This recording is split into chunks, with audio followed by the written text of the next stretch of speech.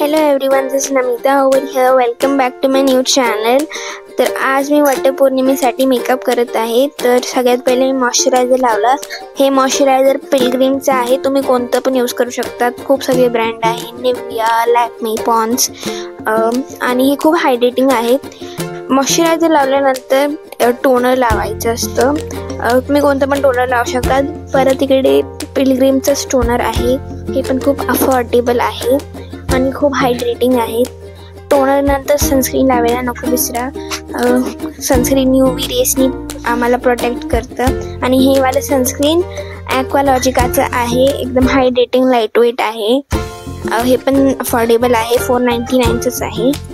त्याच्यानंतर ॲक्वालॉजिकाच्या सनस्क्रीन नंतर इकडे BB क्रीम लावलं आहे, पॉन्ड्सचा BB क्रीम. आता बेसिक मेकअप करणार आहे म्हणून फाउंडेशन नाही प्रेफर करत आहे, म्हणून BB क्रीम लावल्यानंतर इकडे कन्सिलर लावत आहे. हे कन्सिलर लॅक्मेचं आहे. इकडे मी 2 कन्सिलर लावते, एक स्टिक कन्सिलर आणि एक लिक्विड. स्टिक कन्सिलर इतका पिगमेंटेड नव्हता म्हणून मी लिक्विड कन्सिलर पण प्रेफर केला. लिक्विड कन्सिलर OTG ब्रँडचा आहे, 150 रुपीजचाच आहे. हे पण खूप अफोर्डेबल आहे. हे मी ब्रशनी ब्लेंड करते. तुम्ही कशाने पण ब्लेंड करू शकतात, हाताने पण ब्लेंड करू शकतात. पफ येतं त्याच्याने पण ब्लेंड करू शकतात. आणि हे कन्सिलर पण खूप लाईट वेट आणि फुल कव्हरेज देतं. इकडे कन्सिलर लावल्यानंतर एक ब्लश लावला आहे. ब्लश झुडिओमधून आहे. हे पण खूप हायली पिगमेंटेड आहे आणि एकदम लाईट वेट आहे. हे पण मी ब्रशने लावते आहे, कशाने पण लावू शकतात तुम्ही. हे ब्लश 299चंच आहे फ्रॉम झुडिओ. आणि त्याच्यानंतर आयब्रो पेन्सिलने आयब्रो फिल केलं. हे आयब्रो पेन्सिल लॅक्मेचं आहे आणि आयब्रो फिल करणं ऑप्शनल आहे, काही इम्पॉर्टंट नाही आहे. ह्याच्यानंतर मी लॅक्मेचा 925 पॅलेट आय शॅडो लावलं.